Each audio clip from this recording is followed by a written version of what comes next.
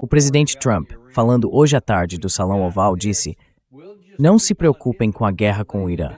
A gente tem isso sob controle. Vamos continuar atacando até que eles acabem cedendo à nossa vontade.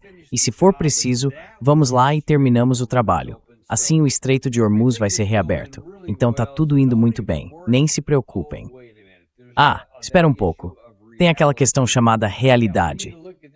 A gente precisa olhar para isso, porque tem outros atores envolvidos que têm uma visão um pouco diferente sobre como as coisas estão realmente acontecendo e o que vai ser necessário para resolver essa guerra. E é um prazer ter de volta com a gente hoje Suleiman Ahmed, que acabou de voltar do Irã. Ele fez entrevistas incríveis com alguns dos principais líderes de lá e tem muitos contatos, inclusive com Ansar Allah, os Houthis, sobre o que está acontecendo no Bab al-Mandab. Enfim, muita coisa interessante. Estou realmente ansioso para ouvir suas impressões. Bem-vindo de volta ao programa, Suleiman. Muito obrigado por me receber. Agradeço o convite e estou animado para a nossa conversa. Pois é, cara. Eu também, especialmente. Olha, eu queria começar falando sobre o momento antes de você deixar o Irã. Da última vez que a gente conversou, você ainda estava lá.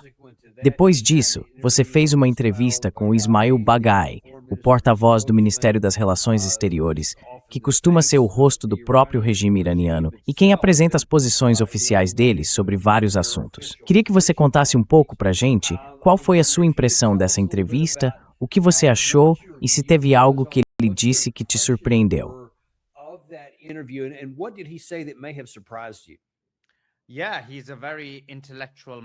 Sim, ele é um homem muito intelectual, muito inteligente. No começo, quando me pediram para ir, era para ser uma conversa de 15 minutos, fora do registro. Eles chamaram de uma conversa de bastidores. E claro, eu perguntei se podia fazer uma entrevista. Eles disseram, olha, é bem improvável. Então eu falei, tudo bem, sem problema. Fui lá e primeiro encontrei o pessoal do Ministério das Relações Exteriores, pessoas brilhantes, muito respeitosas. Tivemos conversas longas. Acho que passei mais ou menos 1 hora conversando com vários funcionários de alto nível do Ministério. E depois tive o privilégio de conversar com Ismail Baghai.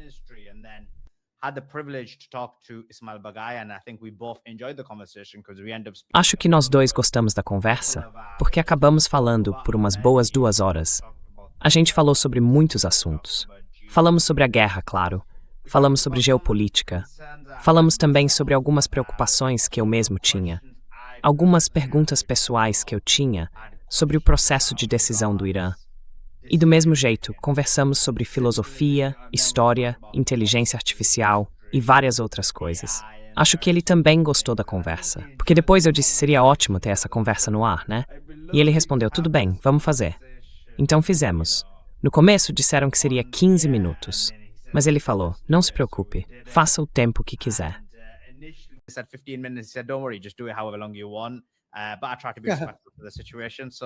Mas eu tentei ser respeitoso com a situação. Então foi muito bom, tinha muita informação.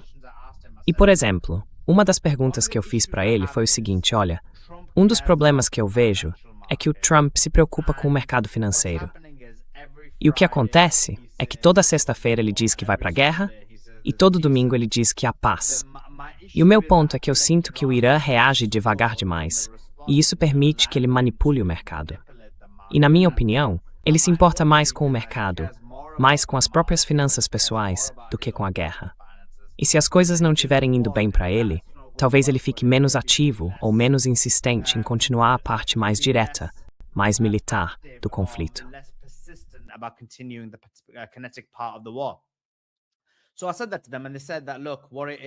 Então eu disse isso para eles, e eles responderam, olha, o que acontece é o seguinte, a questão pra gente é que queremos ser o mais precisos possível.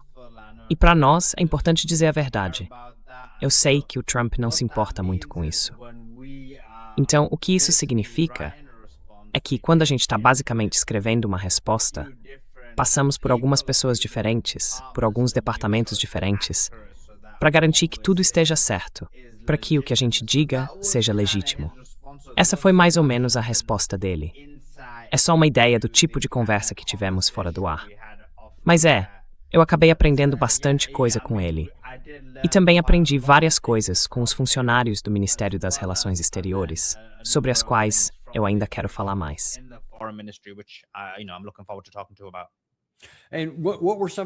E quais foram algumas das coisas que talvez não tenham te surpreendido tanto, mas que você achou mais significativas?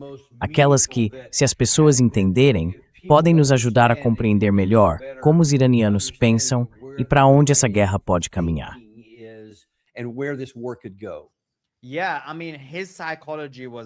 Então, o que eu quero dizer é o seguinte: a psicologia dele era mais ou menos assim. Não chega a ser uma contradição, mas mostra como as coisas se sobrepõem. A posição dele era essa: eles querem negociar, a postura deles é sempre negociar, eles querem a paz. A prioridade número 1 é a paz. Mas ao mesmo tempo ele dizia, a gente está sempre disposto a se defender. E ele sempre falava que até as ações militares deles são vistas de uma perspectiva defensiva e não ofensiva. Então ele dizia, olha, a gente sempre quer um acordo, sempre quer negociar, mas estamos prontos para nos defender do ponto de vista militar. E dito isso, do ponto de vista militar, eles já colocaram muita coisa em prática para garantir essa defesa. E a gente conversou sobre alguns desses pontos, e não foi só com ele.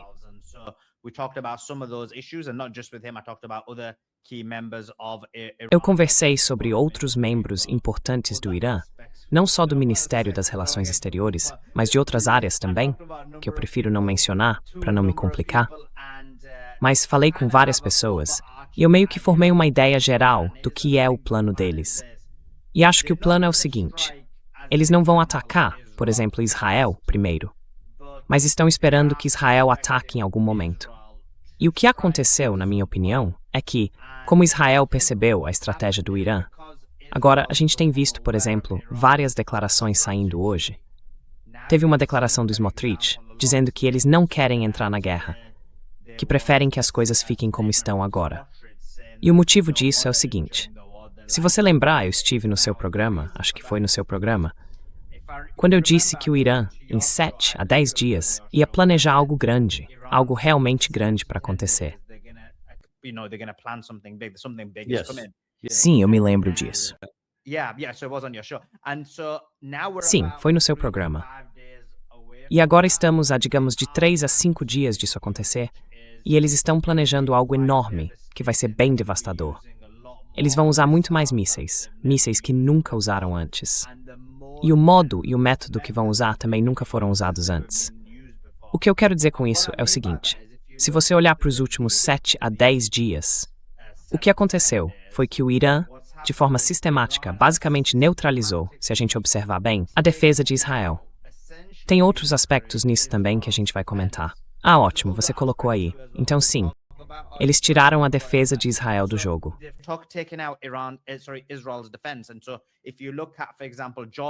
Então, se você olhar, por exemplo, para a Jordânia basicamente tinha os primeiros sistemas de radar, em Bahrein, no Kuwait, os sistemas de defesa aérea, as instalações e hangares de aviação, os centros logísticos, os depósitos de combustível e munição, toda a infraestrutura do CENTCOM, tudo isso. Do ponto de vista do Irã, havia 2 formas de encarar essa situação. Na verdade, 3. A terceira é a parte da invasão terrestre, que a gente vai comentar depois, mas havia 2 principais. Uma era a questão das bases militares nessas regiões. A outra era a defesa de Israel. E se você lembrar, no começo, no primeiro momento da guerra, a chamada Guerra do Ramadã, eles destruíram a base aérea de Al-Udeid, o sistema de radar de lá, que valia cerca de $1 bilhão.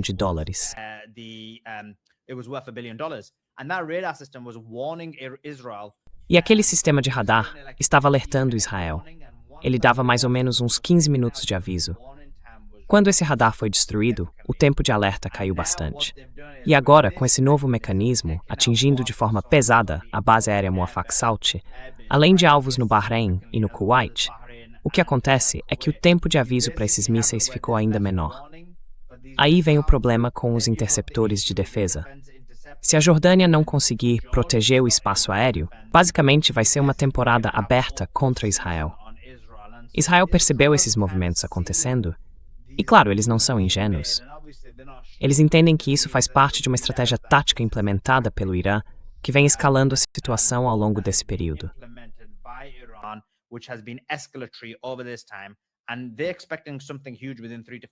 E eles estão esperando algo grande para acontecer em 3 a 5 dias. A questão com o Irã é a seguinte, e claro, nem todo mundo concorda com isso, mas o fato é que eles não querem atacar Israel antes de serem atacados. Então Israel está nesse impasse. Quer participar da guerra? Porque, bom, o Trump está meio relutante em se envolver demais, se a gente olhar para os ataques que estão acontecendo. Mas, ao mesmo tempo, eles têm muito medo das consequências.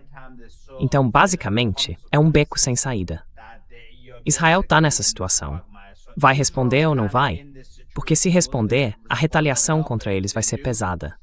E essa resposta já deve estar pronta para acontecer em 3 a 5 dias. And that response will be ready in 3 to 5 days.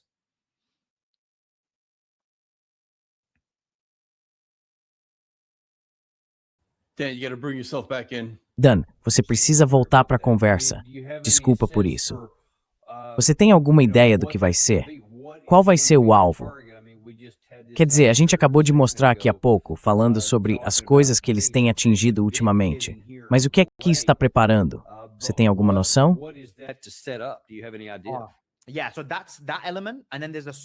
Certo, então esse é um dos elementos.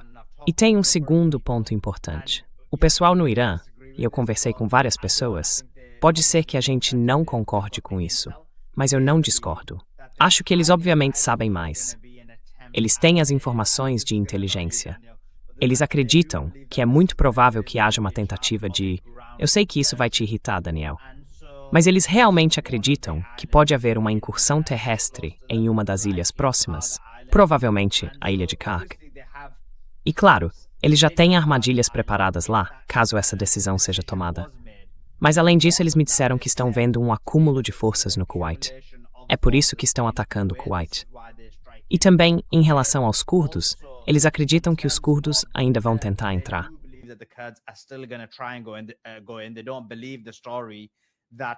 Eles ainda não acreditam nessa história de que, sabe, a gente pegou as armas e roubou as armas, ou de que quando Trump disse que entregou as armas para os curdos e eles meio que ficaram com elas, eles não acreditam nisso. Eles acham que essas armas são só uma distração, uma manobra. E, na verdade, o plano é tentar entrar lá. É por isso que a gente tem visto ataques constantes em Erbil, em Soleimani, para enfraquecer qualquer chance das forças curdas tentarem avançar. Então, existe essa ideia, essa crença de que isso está acontecendo. E é por isso que o ataque no Kuwait é tão importante. É também por isso que a gente está vendo ataques quase contínuos, persistentes, contra áreas curdas no Iraque.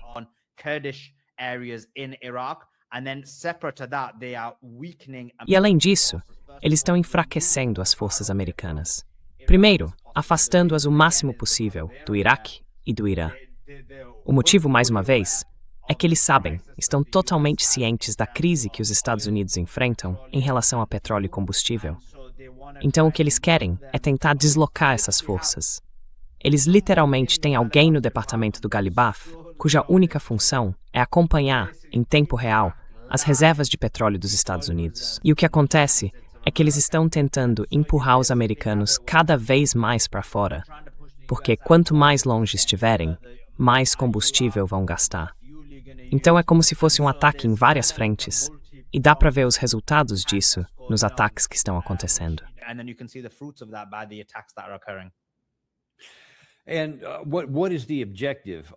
E qual é o objetivo de intensificar isso? Seria para fazer os Estados Unidos voltarem à mesa de negociações.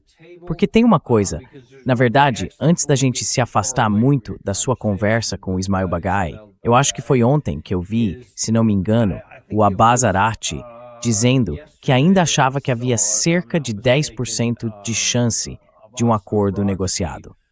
E isso me surpreendeu muito, porque eu fico pensando no que a gente fez em 2025, no que fizemos para começar essa guerra, no que fizemos quando o memorando de entendimento foi divulgado.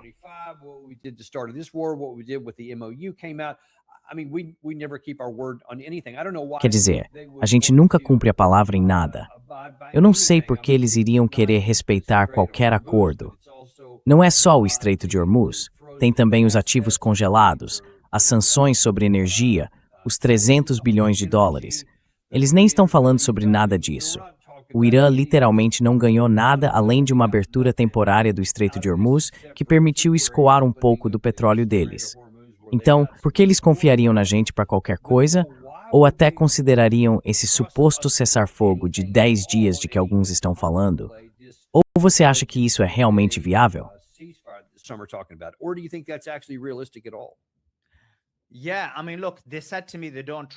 Olha, eles me disseram que não confiam nos Estados Unidos da América. Eles não acreditam que o país vá realmente cumprir qualquer acordo que fizer. Dito isso, eles também disseram: precisamos ser pragmáticos. Você não pode ter uma situação em que se recusa a negociar com o inimigo, porque isso só significa uma guerra sem fim. Então, durante todo esse período, vai haver algum tipo de negociação. Agora, como você mencionou, existe essa ideia. E é por isso que ele está com 10%. De que é muito improvável que esses acordos realmente aconteçam, porque os Estados Unidos seriam incapazes de cumprir qualquer um deles. Mas ainda assim, a mentalidade é que eles querem o acordo.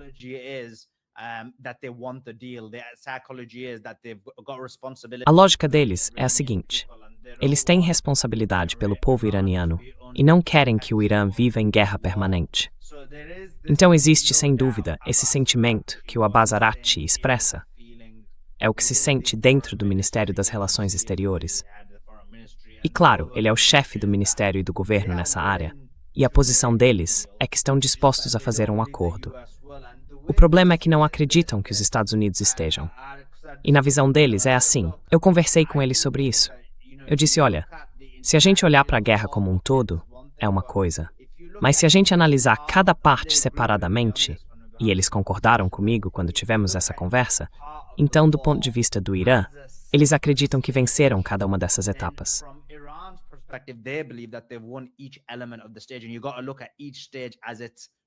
E você precisa olhar para cada fase como um elemento único.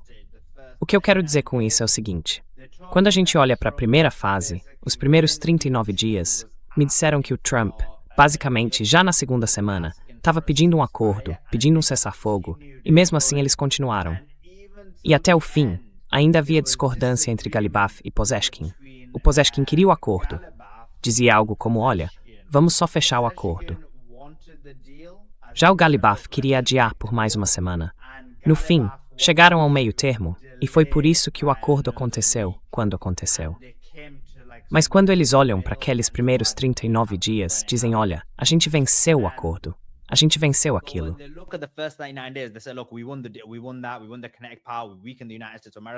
Nós vencemos no poder cinético. Enfraquecemos os Estados Unidos da América. Enfraquecemos as bases deles e os interceptores de defesa. Aí você olha para o próximo elemento. O próximo elemento foi basicamente os navios iranianos saindo, e não muitos navios americanos. Então eles se veem de novo como vencedores nesse aspecto econômico. Depois veio o bloqueio. Agora o bloqueio foi mais ou menos um empate. Eles acham que conseguiram uma leve vantagem. Conseguiram tirar alguns navios, mas não foi tão bem sucedido quanto as outras partes. Só que também não foi um sucesso para os Estados Unidos. Então eles veem isso como uma pequena vitória. Talvez um empate.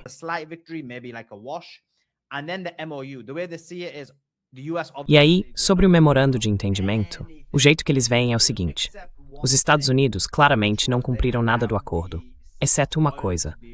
Eles permitiram que o petróleo ficasse sem sanções. Isso significou que o Irã pôde vender cerca de 70 milhões de barris. Eles ganharam algo entre 7 e 10 bilhões, e os Estados Unidos não receberam nada em troca. Então, nesse ponto, eles veem isso como uma vitória, porque conseguiram garantir essa receita. Parte desse dinheiro vai ser usada para o setor militar, parte vai para a população, e isso vai ajudar enquanto a guerra continua. Agora eles encaram essa fase como a parte atual da guerra cinética. E na visão deles, o que está acontecendo é o seguinte: o Trump, nas ações dele, continua atacando o Sul. Essa é a leitura deles, que ele segue atacando o Sul.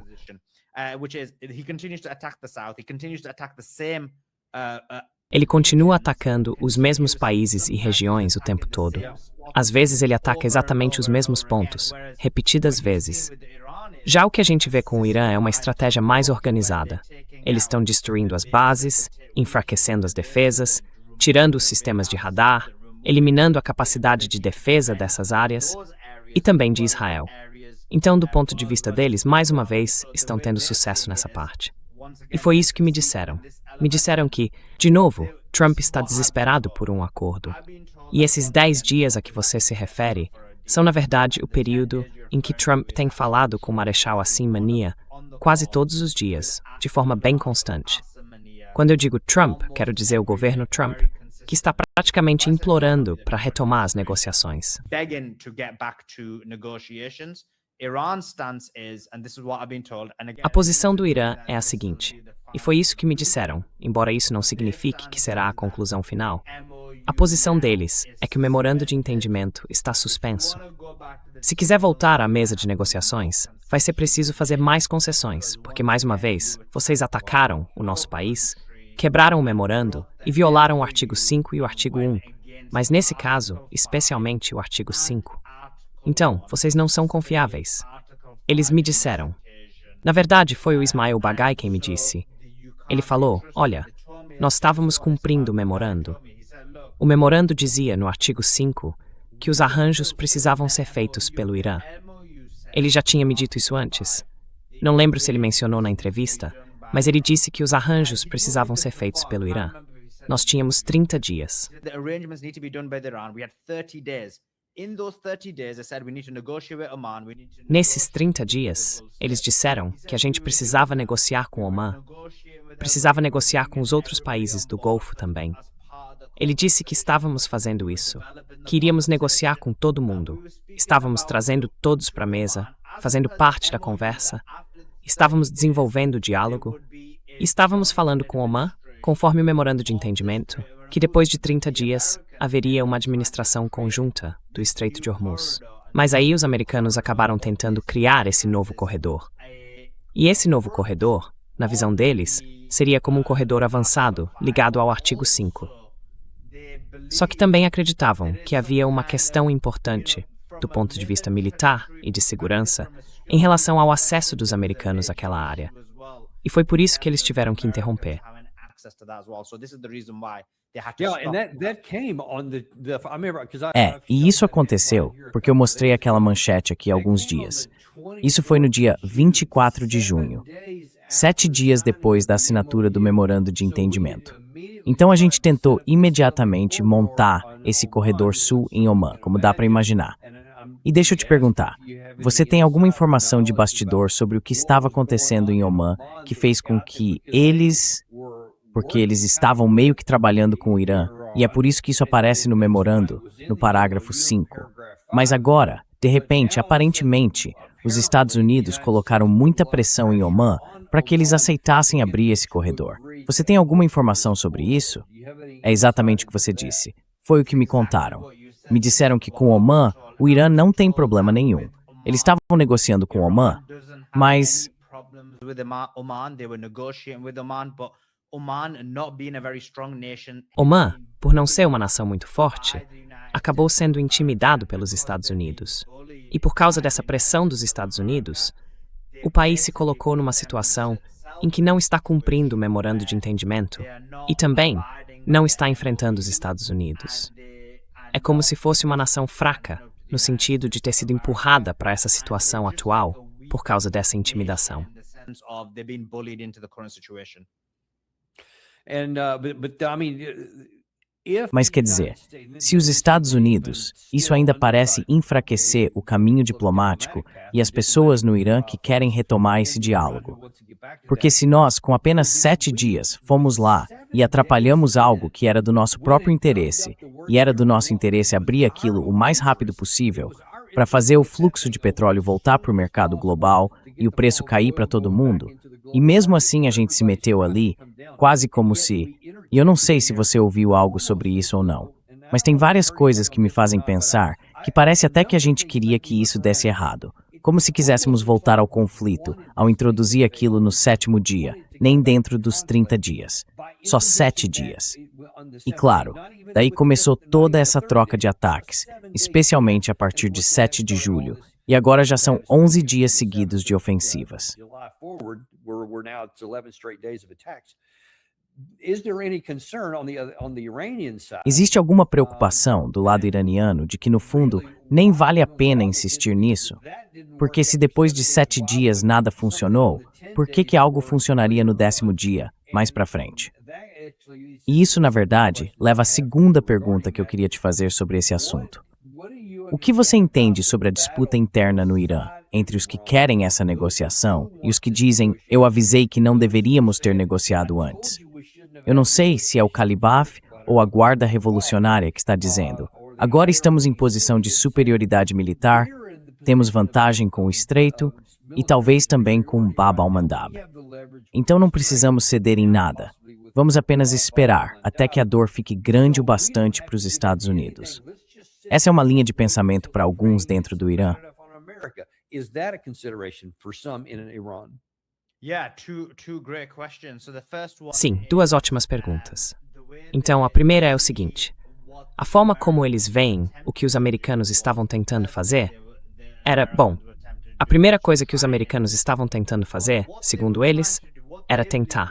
Na verdade, o que eles acreditam é que os americanos queriam romper o memorando de entendimento, o MOU, e de fato estavam tentando fazer isso. Mas além disso, havia também uma espécie de teste para ver até onde eles poderiam ir, ou até onde conseguiriam ir. Eles estavam tentando assumir o controle desse comércio e ver se o Irã permitiria. O problema é que o Irã se manteve muito firme e decidido de que precisava ter o controle do Estreito de Hormuz. Então o Trump acabou basicamente sendo pressionado a agir.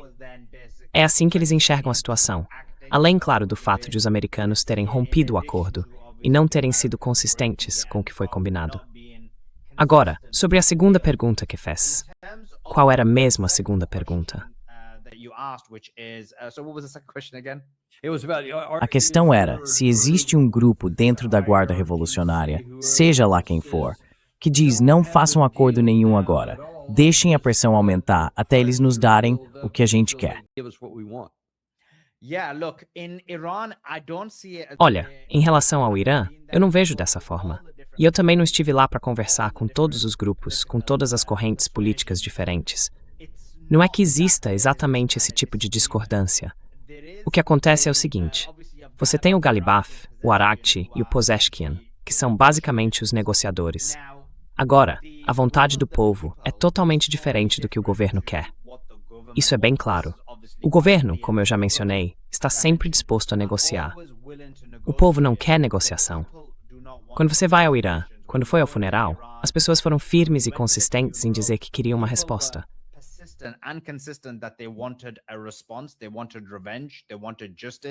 Eles queriam vingança, queriam justiça. As bandeiras vermelhas estavam por toda parte. As bandeiras vermelhas significavam vingança. Havia mais bandeiras vermelhas do que bandeiras do próprio Irã. Eles querem vingança. E não foi só nas 3 procissões fúnebres que eu fui. Lá mesmo, na Praça da Revolução, tinha dezenas de milhares de pessoas em um dos dias e em outros, centenas de milhares, todas com bandeiras vermelhas. É isso que eles querem. E se você lembrar da declaração de Mojtaba Khamenei, quando ele disse, queremos vingança, aquilo não era o Mojtaba Khamenei, o líder supremo. Ele só estava o que o povo está dizendo.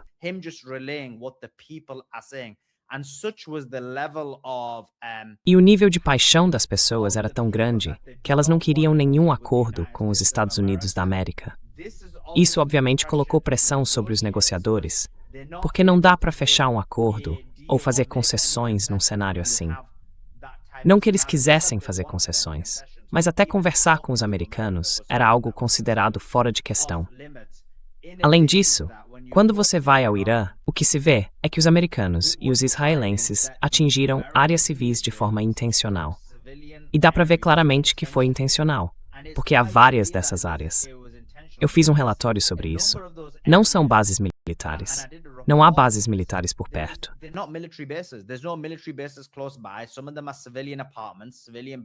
Alguns desses lugares eram apartamentos civis, prédios civis. Havia uma sinagoga judaica e, ao redor dela, apartamentos onde moravam famílias judias. O que eu quero dizer é que eram pessoas judias vivendo ali.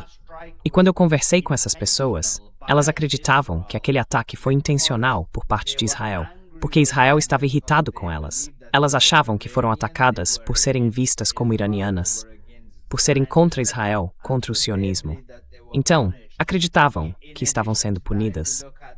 Além disso, se você olhar outros locais que foram atingidos, as pessoas também acreditam, por exemplo, que a clínica de fertilidade, mais uma vez, foi alvo de um ataque intencional.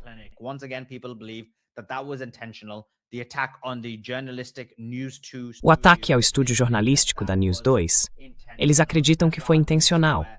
Na Praça Azad também. Então todos esses casos, segundo eles, foram intencionais, até porque não havia nenhuma instalação militar por perto. E o que a gente vê é uma população que claramente não quer nenhum tipo de acordo. Agora, falando da liderança, o que eles estão tentando fazer é equilibrar a vontade do povo com essa ideia de que é preciso negociar com o inimigo para tentar chegar a algum tipo de solução. Não dá para ter uma guerra que dure para sempre. Mas, dito isso, quando eu explico tudo isso, não acho que exista uma divergência dentro da liderança.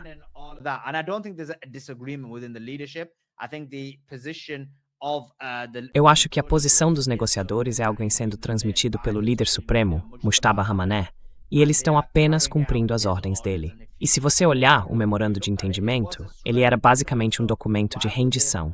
Então, por que eles não assinariam? Dito isso, a declaração de 10 dias feita a partir do Catar, pelo que eu entendo, o Irã não está ou não vai assinar. Pelo mecanismo atual, eles não estão dispostos a aceitar um acordo agora. E isso acaba levando de volta ao memorando de entendimento, que aquela pausa de 10 dias não era, porque eles querem concessões sérias.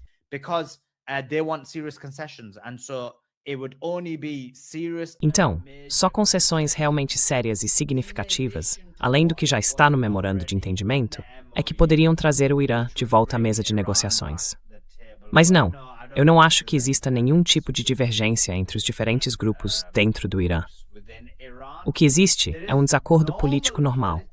Claro, há a extrema-direita no Irã, e eles estão muito insatisfeitos com o fato de os negociadores estarem negociando.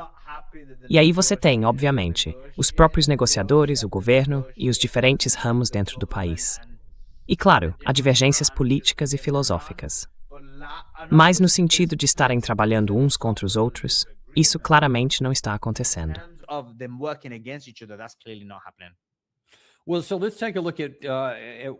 Bom, então vamos dar uma olhada nos fatores que estão jogando contra os Estados Unidos conseguirem o que querem aqui e como isso está sendo interpretado em termos de escolhas de política pelo lado iraniano. Olha só um exemplo. Os estoques estratégicos de petróleo dos Estados Unidos estão no nível mais baixo desde 1983. Estamos ficando sem reservas. Tudo isso é informação pública.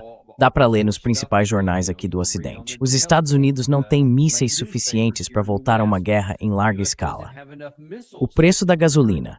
Eu comparei o que era antes da guerra começar e o que é hoje. Mais cedo, o barril de petróleo estava a $59. A gasolina custava $2,89. Agora está em $84, pelo menos estava hoje de manhã. E a gasolina nos Estados Unidos está em $4 por galão, ou seja, bem mais cara. E agora temos a resposta para nossa questão.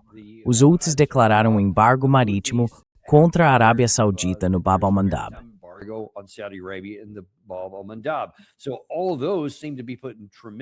Então, tudo isso parece estar colocando uma pressão enorme sobre os Estados Unidos e, ao mesmo tempo, aliviando a pressão do lado iraniano. E isso aqui é uma fala do Ghalibaf, de ontem. Ele disse o seguinte: os americanos continuam trazendo novos equipamentos militares para a região e afirmam que, depois de parar a guerra, apostam que a nossa inteligência é tão curta quanto o próprio QI deles. Segundo ele, eles já chegaram a um nível de domínio em reconhecer esses jogos americanos. E eu tenho que pensar em todas essas outras coisas que mencionei agora há pouco. Ele também disse que as ações precisam confirmar as declarações, o que, pelo que entendo, quer dizer que ele está disposto a negociar, mas só se conseguirem o que querem.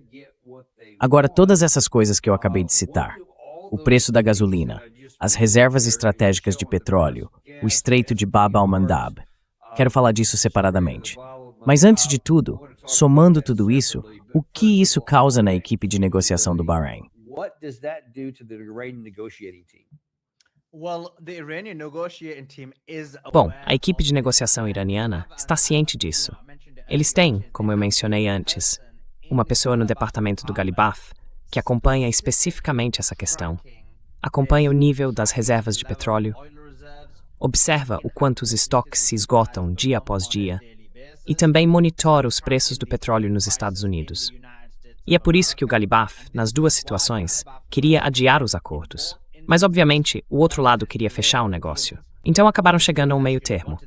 Eles sabem muito bem disso, estão plenamente conscientes.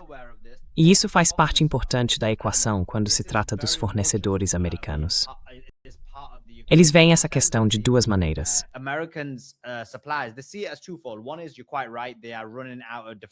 Você tem razão. Eles estão ficando sem mísseis interceptadores de defesa. Também estão ficando sem armas ofensivas. Dito isso, é claro que eles ainda têm plena consciência de que os Estados Unidos são uma potência militar. Porque, às vezes, quando você conversa com o público em geral, parece que as pessoas veem isso como se fosse um jogo de videogame.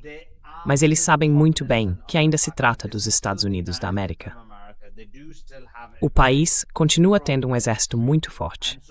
Então eles nunca, em hipótese alguma, vão relaxar ou perder o foco. Estão atentos e preparados. Por exemplo, eles sabem que os Estados Unidos têm uma capacidade limitada, que só conseguem atacar pelo sul, por exemplo.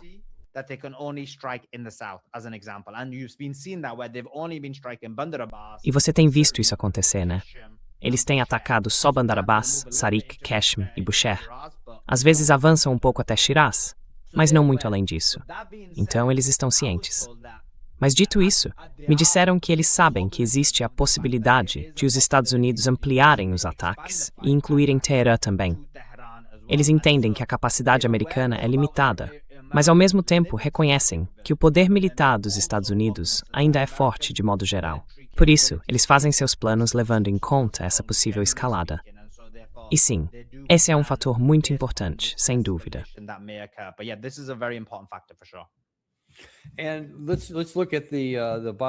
Vamos olhar para o Bab al-Mandab. Houve algumas alegações. Deixa eu ver, onde está aquela aqui? Acho que foi decidido ontem. O porta-voz dos Houthis fez uma declaração. E hoje, parece que 2 navios foram obrigados a dar meia volta. 2 petroleiros sauditas voltaram. Segundo um dos rastreadores marítimos que eu vi, há outros navios que conseguiram passar.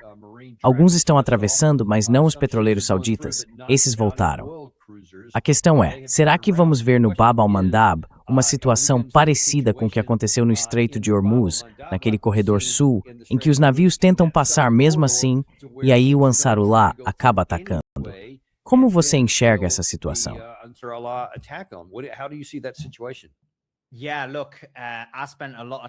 Olha, eu passei bastante tempo com o Ansarullah no Irã e basicamente mantenho contato com diferentes níveis de liderança dentro do grupo. Eu sabia que eles iam fechar o Bab al-Mandab, especificamente em relação à Arábia Saudita. Vou te explicar o que eu sei, e depois a gente entra nos detalhes do que você mencionou. Eu sei que eles têm uma estratégia de escalada planejada, e isso foi coordenado com o Irã. Parte da resistência estar no Irã era justamente para coordenar, de modo que os dois lados se beneficiassem com o fechamento do Bab al-Mandab. O Irã consegue o que precisa, e a resistência no Iêmen também. E o que a resistência no Iêmen quer é soberania.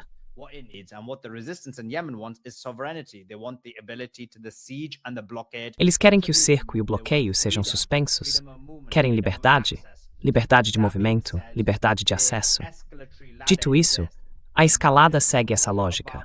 Há o fechamento de Bab al-Mandab para a Arábia Saudita. Se a Arábia Saudita decidir escalar, então eles obviamente vão atacar a Arábia Saudita.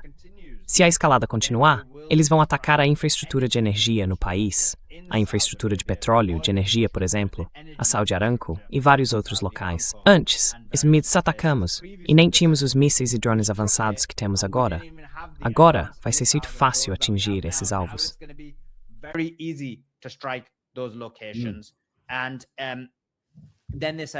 E aí eles disseram que a outra opção que tem nessa escada de escalada é fechar completamente Bab al-Mandab. Só que nesse momento, fechar essa rota é algo muito importante para a Arábia Saudita, porque o país conseguiu contornar o fechamento do Estreito de Hormuz. Eles conseguiram transportar cerca de 7 milhões de barris pelo Mar Vermelho. 4 a 5 milhões desses barris seriam afetados por isso. E como você mencionou, havia 2, mas eu li mais cedo que, na verdade, eram 8. 3 navios sauditas tentaram navegar e depois voltaram. Então tá bem claro que a Arábia Saudita não quer se envolver nesse tipo de confronto. Mas, se entrar, vai ser atingida. E o que você sabe do lado da Arábia Saudita? Como eles estão reagindo a isso? E quais são as opções que eles têm? Então, eu não tenho informações internas da Arábia Saudita, mas o que me parece é que quando se trata da Arábia Saudita, eles não querem escalar o conflito com Ansarullah. A gente viu isso quando o Ansarullah rompeu o bloqueio, quando 200 iemenitas foram para o Irã, dispostos a arriscar a própria vida. Eles me disseram que estavam prontos para morrer. E não eram pessoas comuns. As pessoas naquele avião eram lideranças muito, muito importantes. Alguns praticamente herdeiros diretos da liderança, desculpe, e também a gente do mais alto escalão militar. Mas todos estavam dispostos a arriscar a vida para romper o bloqueio e o cerco.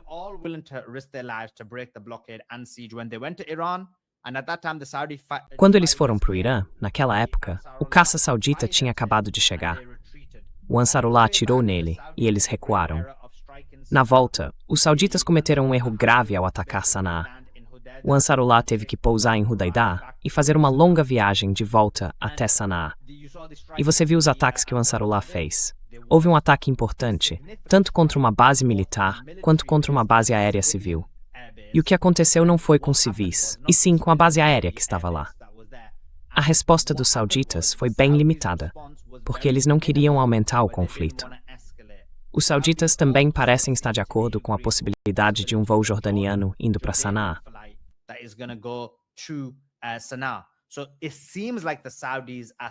Parece que os sauditas estão cedendo às exigências do Irã, embora um porta-voz da Arábia Saudita tenha dito que eles não reconhecem o Ansarullah e que não vão permitir que o grupo assuma o controle. Então, a gente vai ter que esperar para ver quais serão as ações da Arábia Saudita. Pelas declarações, parece que estão cedendo ao Ansarullah, mas na prática, ainda não fizeram isso. Basicamente, esses são os 2 pontos do lado saudita. Já do ponto de vista do Ansarullah, a posição deles é bem simples. Eles se consideram uma nação soberana e estão dispostos a sacrificar tudo por isso.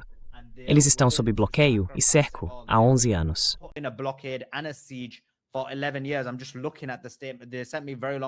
Eu estou só olhando a declaração. Eles me mandaram textos bem longos explicando qual é a posição deles e o que estão dizendo, vindos de algumas fontes diferentes. E disseram o seguinte: olha, a Arábia Saudita precisa entender que nós somos uma nação soberana. Eles não podem mais nos oprimir. Nós vamos romper o cerco. Esse bloqueio, vou ler aqui exatamente como está. Esse bloqueio não é brincadeira. Vai ser algo sério.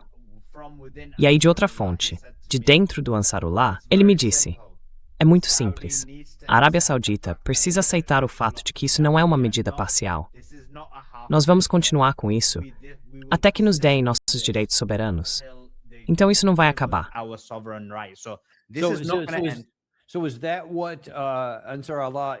Então é isso que o Ansarullah é? É isso que vai aliviar o bloqueio? Não é o fim da guerra dos Estados Unidos contra o Irã, mas sim o bloqueio saudita contra o Ansarullah, ou contra o Iêmen, certo?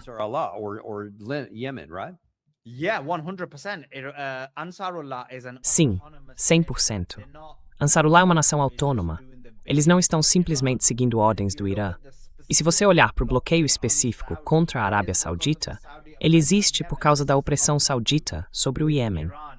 Isso não tem nada a ver com o Irã. Agora, sobre a outra possibilidade de fechar completamente o Bab al-Mandab, isso aí, e eu sei disso, está sendo feito em coordenação com o Irã para que aconteça no momento certo. Mas neste momento, é algo direcionado especificamente à Arábia Saudita. Só que ao atingir a Arábia Saudita, você acaba afetando o mercado global. Porque o motivo de ter havido um certo alívio no mercado futuro de petróleo foi o fato de os sauditas conseguirem transportar 7 milhões de barris de petróleo por Yanbu e pelos oleodutos no Mar Vermelho. E como eu mencionei, 5 milhões desses barris passam pelo Bab al-Mandab, que agora o Ansarullah interrompeu. Então, é muito simples. And so this is very simple. I don't So this is going to be a big problem for Saudi Arabia. Isso vai ser um grande problema para a Arábia Saudita, porque eles conseguiram reduzir a perda de receita usando o Bab al-Mandab, Yanbu e outros pontos. Mas se isso agora for bloqueado, não vai demorar muitos dias sem exportar por ali. E eles vão estar numa situação bem complicada. Se eles realmente perderem uma parte significativa da renda nacional, isso vai ser um problema, não é? National income, I mean, that's going to be a problem, is it not? Oh, it's going to be a huge problem for Saudi Arabia. Isso vai ser um grande problema para a Arábia Saudita e para o mercado global, porque a Arábia Saudita não foi tão afetada quanto os outros países do Golfo com o fechamento do Estreito de Hormuz. Eles basicamente reduziram a quantidade de barris exportados em 1 ou 2 milhões, mas por causa do preço alto do petróleo, acabaram quase empatando, com uma perda bem pequena. Então o impacto para eles não foi tão grande. E é por isso que não têm sido tão agressivos em relação a essa situação. Eles sempre estiveram abertos a negociar com o Irã, embora mudem um pouco de postura, dependendo do cenário e de com quem estão conversando. Mas agora, como você mencionou, com 5 milhões de barris, a produção vai cair para algo em torno de 1 ou 2 milhões, depois de já terem vendido quase 10 milhões de barris no passado. What they were selling almost 10 million barrels in the past, you're down to 10% of your output. Você está operando com 10% da sua produção, no máximo 20%. E mesmo assim, há conversas de que parte disso pode ser apreendida pela Somália, mas vamos ter que esperar para ver o que acontece. Agora, falando do que está acontecendo, de fato, porque isso é especulação, o que temos é um impacto significativo na economia da Arábia Saudita. E eles só vão conseguir manter essa situação por um curto período de tempo. É claro que eles têm um fundo soberano, mas ainda assim, vão precisar recorrer a ele. O problema é que, no geral, isso vai prejudicar bastante a economia e, mais ainda, o mercado global. Porque agora estão tirando 5 milhões de barris por dia do mercado mundial, que vinham sendo produzidos nos últimos 144 dias. Which was in the market for the last 144 days. Yeah, that's we'll see how long. Vamos ver até quando isso vai durar e quanto tempo vai levar para a Arábia Saudita ceder a isso. Se tudo o que eles precisam fazer é dizer vamos suspender o bloqueio ao Ansarullah, parece que não é uma exigência tão grande assim para a Arábia Saudita. Quer dizer, eu sei que isso teria algum custo, mas como você vê essa pressão sobre Riad? Eles vão acabar cedendo?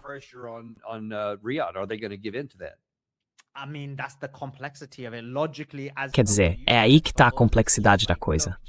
Logicamente, como você disse, pra gente é simples. Olha, é só acabar com o bloqueio, acabar com o cerco, deixar esse povo ter autonomia. Mas a complexidade é que a Arábia Saudita ainda está muito envolvida no Iêmen. Eles têm as forças iemenitas apoiadas pelos sauditas, que eles dizem ser o governo legítimo dentro do país. Dentro do Iêmen, o Ansarullah controla a maior parte do território, mas ainda existem áreas sob controle das forças apoiadas pelos sauditas. Houve um conflito entre as forças apoiadas pelos sauditas e as apoiadas pelos emirados, mas as forças sauditas acabaram superando as forças emiradenses. Então, basicamente, para a Arábia Saudita suspender o bloqueio e o cerco seria admitir que está se retirando do Iêmen.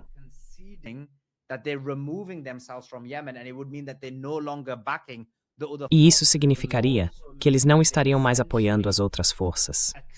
Também significaria que, na prática, estariam aceitando a soberania do Ansarullah e reconhecendo que eles são o governo legítimo do Iêmen.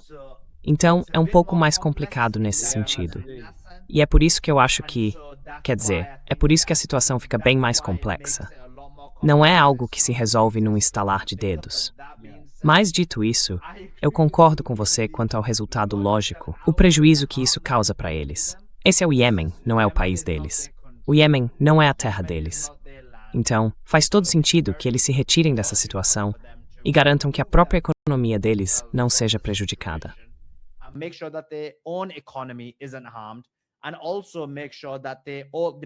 E também é importante lembrar que eles tinham a visão 2030. A Arábia Saudita queria se tornar uma espécie de líder no Oriente Médio, quase como um país ocidentalizado, altamente desenvolvido e tudo mais. Mas com tudo isso, o que acontece? Primeiro vem a guerra, depois o fechamento do Estreito de Hormuz, e agora eles estão de volta a um conflito com o Ansarullah, algo pelo qual tiveram que implorar por um acordo em 2023, porque depois de 11 anos não conseguiram vencer. Como você sabe, Daniel, no ano passado, até os americanos estavam enfrentando dificuldades nessa questão. Acho que foi no ano passado, ou talvez no anterior. Não, acho que foi no ano passado mesmo. Sim, 2024 e 2025, os dois. Sim, eles também estavam enfrentando dificuldades no Iêmen, e mais uma vez tiveram que recuar. E o Trump precisou fazer um acordo com eles. Então os sauditas estão numa situação bem complexa, no sentido do que você mencionou. É muito fácil falar em fazer um acordo, e eles realmente deveriam fazer um. Mas aí precisam aceitar que vão ter que cortar relações. Você vê algum outro tipo de influência? Porque eu entendo, você tem razão, é um acordo complicado.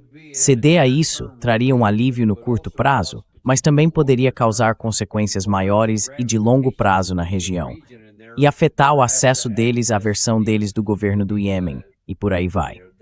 Você vê algum outro tipo de influência que a Arábia Saudita possa ter para tentar evitar ter que fazer isso, mas ainda assim conseguir tirar o petróleo? No Rising may forge pat sum.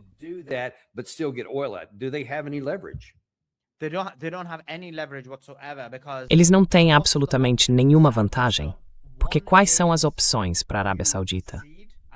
Uma é ceder, como a gente acabou de discutir agora, e aceitar a soberania do Iêmen. A outra opção é dizer não, nós vamos tirar o nosso petróleo de lá. E como é que eles fariam isso? Agora teriam que partir para a ação militar. Teriam que ir para o confronto direto. Se tentarem agir militarmente no Mar Vermelho contra o Ansarullah, vão ter dificuldades. Porque, primeiro, o Ansarullah vai atacar a infraestrutura de energia. E aí começa a escada da escalada, como eu disse. Imagina só, imagina Aramco pegando fogo, imagina os depósitos de petróleo sauditas em chamas. Isso seria uma destruição enorme da infraestrutura da Arábia Saudita e, mais uma vez, afetaria o mercado financeiro global e o mercado de petróleo de forma exponencial. Então a Arábia Saudita está meio encurralada. E, na minha opinião, foi um movimento brilhante do Ansarullah, da resistência, porque eles jogaram a carta certa no momento perfeito para conseguir o que queriam.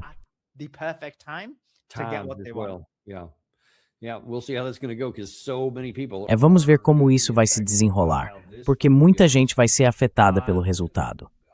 Eu queria falar sobre algo que mencionei mais cedo. O presidente Trump fez alguns comentários esta tarde que têm relação direta com esse assunto.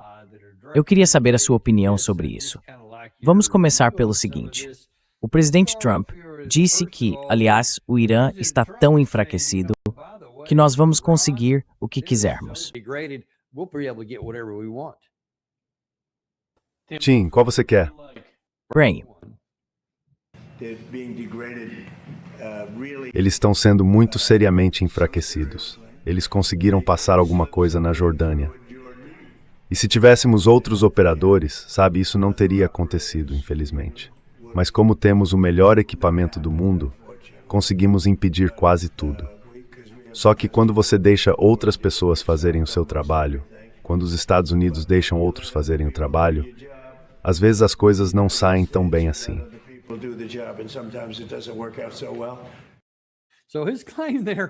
então o que ele está dizendo é o seguinte. Olha, eu sei que alguma coisa passou despercebida na Jordânia e foi isso que matou os soldados. Mas isso aconteceu porque os jordanianos estavam operando o nosso equipamento. Quando é o nosso pessoal que opera, tudo funciona direitinho e por aí vai. O que você acha dessa explicação? Bom, antes de tudo, é curioso que ele tenha jogado o Jordan debaixo do ônibus. Mas, de novo, o problema que ele está apontando é o seguinte. Se você compra equipamento militar americano, quer dizer que só os americanos podem operar? Acho que ele não pensou bem nisso. And so the countries need to consider that. But in reality, look, we know that Então, os países precisam levar isso em conta. Mas na prática, olha, a gente sabe que não é bem assim. Sabemos que houve danos significativos. Isso foi comprovado por imagens de satélite. Como eu mencionei mais cedo no seu programa, isso está muito claro. Se você olhar para a base aérea Muwafaq Sauti, houve baixas entre os soldados. 3 soldados americanos morreram na Jordânia. Um soldado americano morreu no Iraque. E um soldado americano morreu na Síria. Por exemplo, na Jordânia, os hangares com os caças foram destruídos. A gente sabe que houve danos sérios em conjuntos residenciais onde vivem soldados dos Estados Unidos.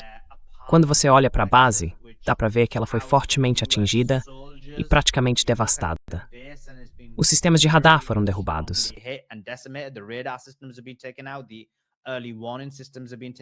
Os sistemas de alerta antecipado foram destruídos. As defesas aéreas foram destruídas. Os centros logísticos foram destruídos.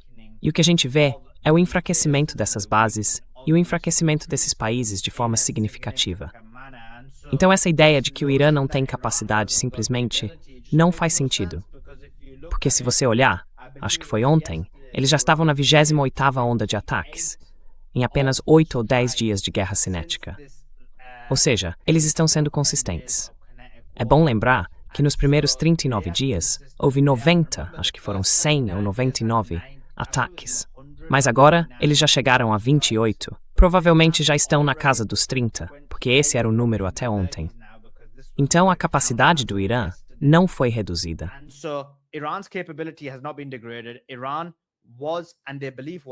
O Irã acreditava que durante todo esse período de cessar-fogo, eles conseguiram não só voltar aos níveis de antes da guerra, mas até superar esses níveis em termos de drones e mísseis. E de novo, eu disse que eles ainda não usaram seus melhores mísseis. Agora, por exemplo, eles estão usando o sistema chinês Beidou. Também tem sistemas de radar chineses. E se você observar a precisão dos ataques, ela é tão alta que com este sistema Beidou é extremamente eficiente e preciso.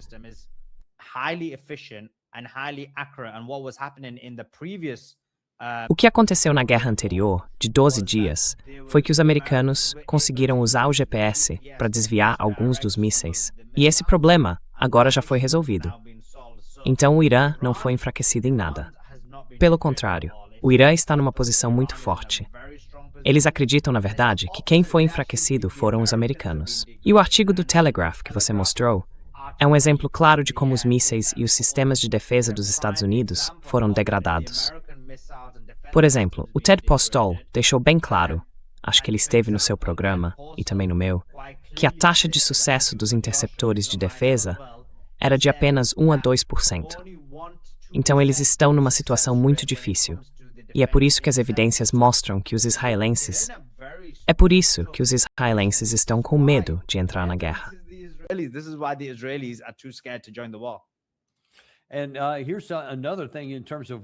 E tem mais uma coisa sobre o que os iranianos supostamente não conseguem fazer. Isso veio do Mário, mais cedo hoje. Ele disse que, depois dos ataques de mísseis iranianos contra instalações militares dos Estados Unidos no Oriente Médio, e isso veio da Jordânia, se não me engano, os próprios soldados americanos disseram o seguinte: pelo que estou ouvindo, a gente recebe dados de impacto projetados, mas os mísseis mudam de trajetória várias vezes durante o voo. Então, os alertas prévios não servem para nada, porque ninguém sabe onde eles vão cair. A menos que os dados de mira estejam sendo enviados para o Irã pela China e pela Rússia, seja diretamente ou pelo sistema Beidou, como você mencionou, ninguém sabe ao certo. Mas o fato é que eles estão acertando exatamente onde querem atingir. É uma precisão absurda. Então, de novo, isso não parece vir de alguém que está perdendo capacidade e com quem a gente não precisa se preocupar. Para mim, parece exatamente o contrário. A gente tem que se preocupar e muito.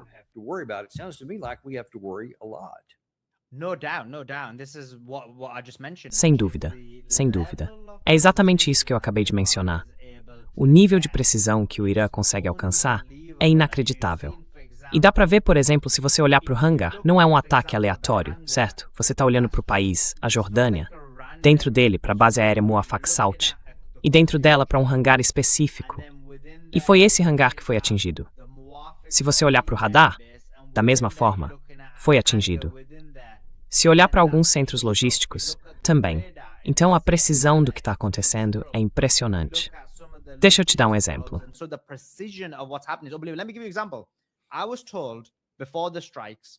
Antes dos ataques acontecerem, me disseram que eles iam mirar na Jordânia, que iam atacar aqueles complexos onde ficam soldados americanos. Disseram claramente que esse seria o alvo. E o que aconteceu ontem? A gente teve evidência visual, que eu mesmo publiquei, mostrando que eles foram atingidos. Isso mostra o nível de precisão. Aquele era o ponto exato do alvo, e foi exatamente ali que eles acertaram. Isso demonstra o grau de precisão. Não foi um ataque aleatório, em que erraram o alvo principal e acabaram acertando por acaso. Esse é um exemplo de quando a gente sabe onde o ataque vai acontecer, e aquele ponto realmente é atingido.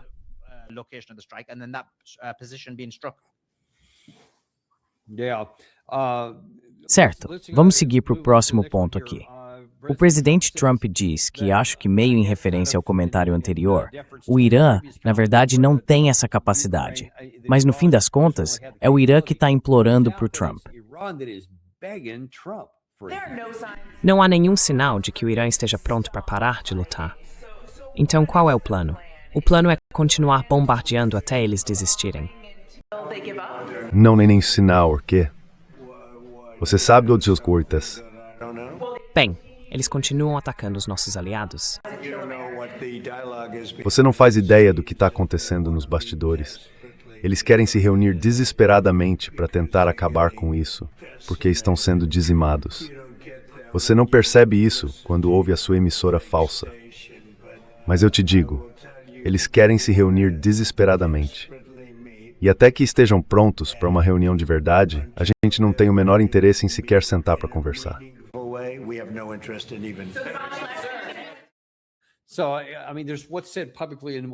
Então, quer dizer, o que se fala em público e o que se fala em particular são duas coisas diferentes, eu diria.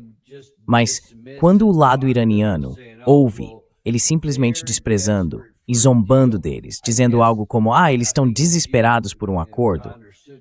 Eu acho que, se eu entendi direito, você comentou mais cedo aqui no programa, que existe comunicação, que há contatos acontecendo e que o lado iraniano diz que está disposto a considerar uma possibilidade. Mas, me corrija se eu estiver errado, é só nos termos do Irã, certo?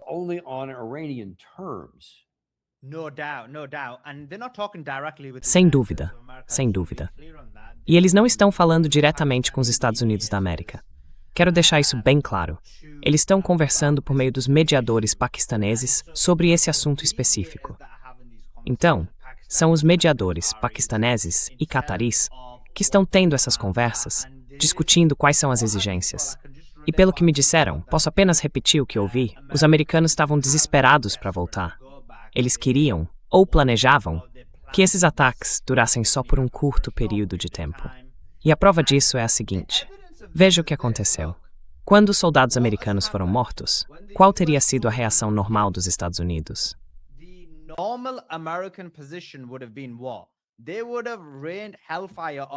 Eles teriam lançado fogo e destruição sobre qualquer país que tivesse sofrido as mesmas baixas que os Estados Unidos tiveram em soldados. E qual foi a resposta do Trump? Primeiro, ele tentou minimizar. E a resposta foi a mesma do dia anterior, e do dia anterior, e do dia anterior. O que mostra que eles não têm capacidade de escalar o conflito. Agora, a posição do Irã é a seguinte, e eu só estou repassando a informação. É o governo Trump que tem implorado por um acordo, exatamente como fizeram nos primeiros 39 dias, depois da segunda semana em que assumiram o poder. O Irã foi procurado por um acordo, e eles dizem que todos os dias os americanos voltam pedindo por esse acordo.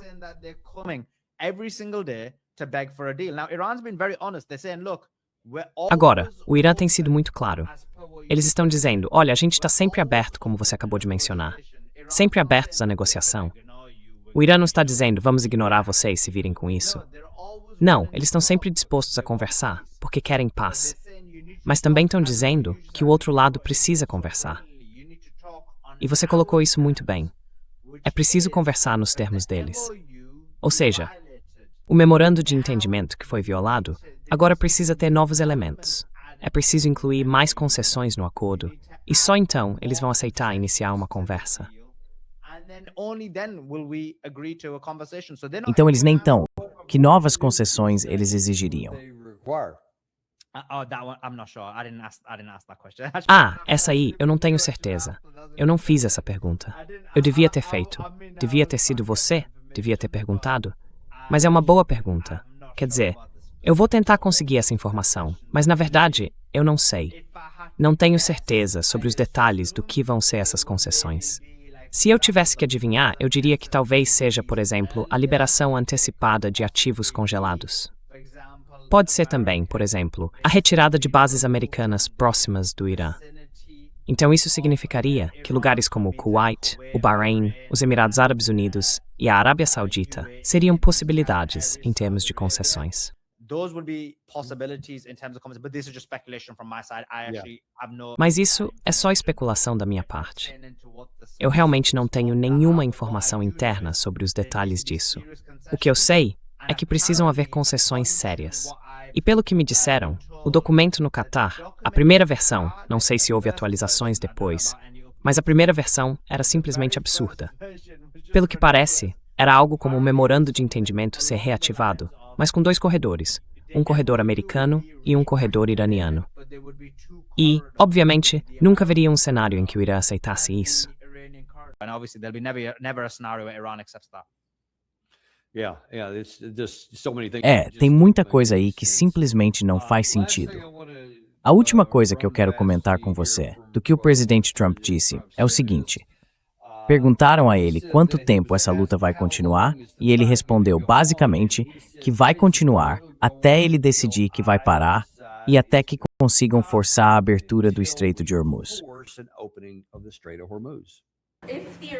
Se os iranianos não fizerem um acordo, no fim das contas, quanto tempo vai levar para você eliminar as ameaças deles ao estreito e garantir a navegação completa?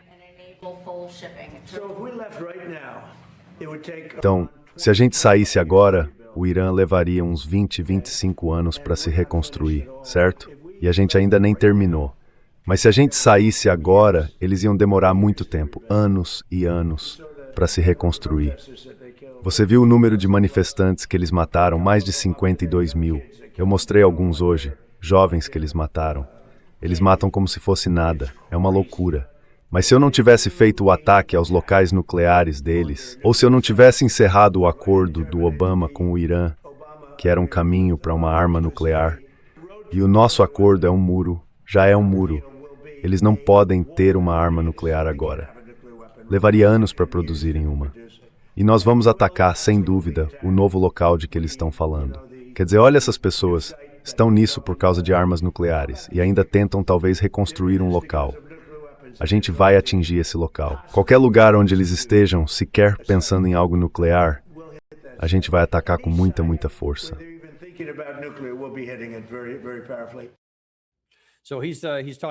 Então ele está falando, vamos começar pela última parte.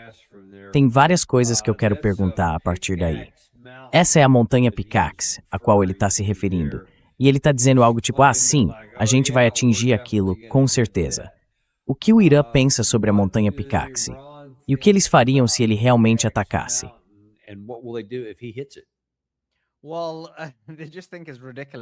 Bom, eles acham isso completamente absurdo, porque a montanha Picaaxe fica ao sul de Teherã e não é muito longe da outra instalação nuclear que já tinha sido atingida.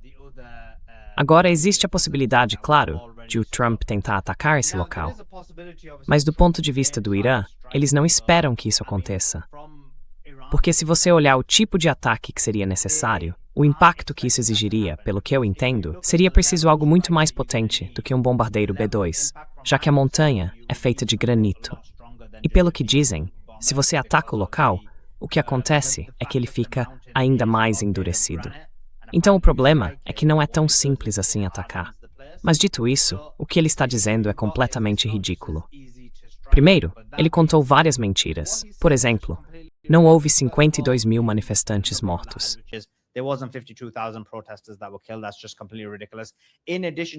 Isso é completamente ridículo. Além disso, ele disse que fez o Irã retroceder o quê? 20, 25 anos? O que exatamente ele fez, nessa nova fase da guerra, que supostamente teria atrasado o Irã. Não faz o menor sentido. O Irã ainda tem a mesma capacidade que tinha antes. Tem a mesma quantidade de mísseis e drones. Eles conseguem se reconstruir. Segundo Israel, e essa é a alegação sobre o Pickaxe, é Israel quem afirma que o Irã reconstruiu sua instalação nuclear e os diferentes elementos nucleares necessários para fabricar uma bomba atômica. Então, se é tão fácil para o Irã fazer isso, isso só mostra que ele não impediu o país de reconstruir sua capacidade nuclear. E a posição do Irã sempre foi muito simples. E é algo com que eu discordo. Eu realmente acho que eles deveriam ter a bomba nuclear.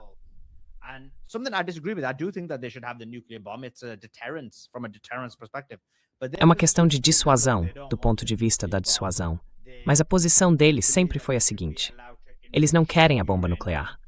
Eles acreditam que devem ter o direito de enriquecer urânio para uso interno. Eles são grandes mineradores de Bitcoin. E isso exige energia nuclear para funcionar da melhor forma possível. A energia nuclear é necessária para fins civis. O Trump aceitava isso.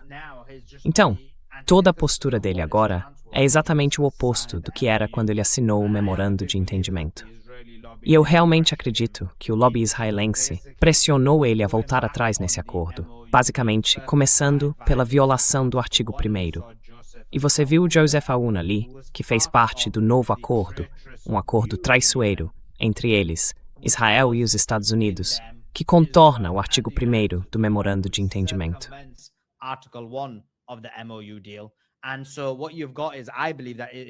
Então, o que a gente tem é o seguinte: eu acredito que o Trump tem sido pressionado pelo Marco Rubio e por aqueles que são pró-Israel dentro dos Estados Unidos a recuar no acordo do memorando de entendimento, a voltar atrás e, basicamente, retomar a parte mais ativa da guerra. E o pior é que eles mesmos não estão entrando, porque sabem do perigo que Israel vai enfrentar. Agora, pode ser que entrem mais para frente, se ficarem desesperados, se acharem que os americanos vão se retirar. Mas, por enquanto, não estão dispostos a fazer isso por conta própria.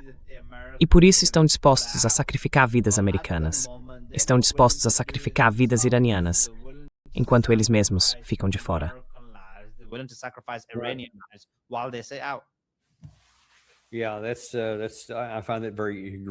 Eu acho isso extremamente grave e ofensivo. Tem outra coisa que ele mencionou ali, e eu queria saber sua opinião. Caso isso tenha surgido em algum momento, qual é a reação dos iranianos quando eles ouvem repetidamente, porque o Trump disse isso umas 100 vezes, que o JCPOA, o chamado Acordo Nuclear do Obama, era um caminho para o Irã conseguir uma bomba, e que só porque ele saiu do acordo é que salvou o mundo de o Irã já ter uma arma nuclear. Como eles reagem a isso?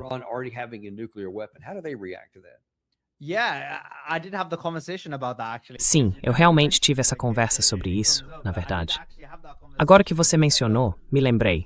Eu tive mesmo essa conversa e ele disse, olha, nós seguimos o JCPOA, mesmo que o acordo que assinamos não fosse, na nossa visão, muito benéfico para o Irã, porque houve muitas concessões no JCPOA. Mas eles disseram que seguiram o acordo e continuaram seguindo. E disseram também que mesmo quando Trump rasgou o acordo, nós conversamos e dissemos, olha, a gente vai continuar cumprindo. Então, por um ano inteiro depois que o Trump acabou com o JCPOA, eles continuaram seguindo. Então a forma como eles veem o Trump é de duas maneiras. Primeiro, quando ele fala certas coisas, eles simplesmente ignoram.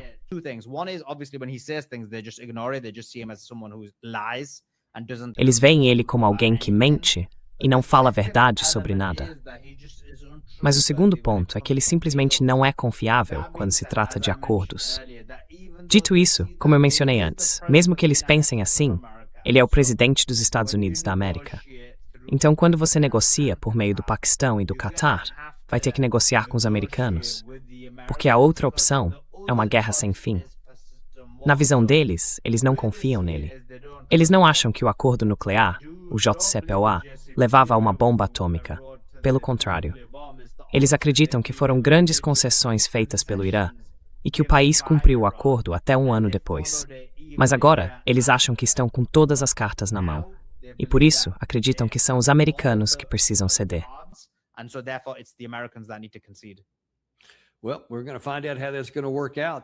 Bom, a gente vai descobrir em breve como isso vai se desenrolar.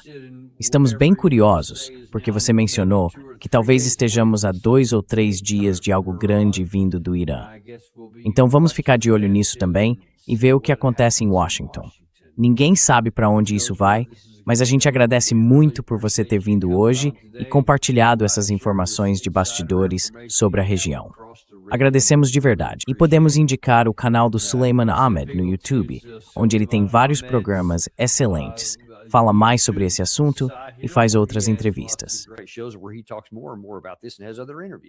Yeah, my YouTube channel is Moral Resistance. O meu canal no YouTube se chama Moral Resistance. Não é aquele outro, mas sim pode me procurar lá. Você pode me encontrar no canal Moral Resistance, onde eu tive a honra e o privilégio de te entrevistar, Daniel, várias vezes. Então, sério, dá uma olhada lá. Muito obrigado por me receber. De verdade, sempre agradeço muito. A gente espera te ter de volta em breve, provavelmente logo depois do que quer que aconteça a seguir. Agradecemos muito a todos vocês. Não esqueçam de curtir e se inscrever, se ainda não fizeram isso. E a gente se vê amanhã, no Daniel Davis Deep Dive. Olha, eu não estou aqui para te convencer a comprar ouro, nem para dizer como você deve cuidar da sua carteira de ações. Mas tem uma forma de você ajudar a gente. Se inscreve no canal, deixa o like e compartilha isso com alguém que você gosta.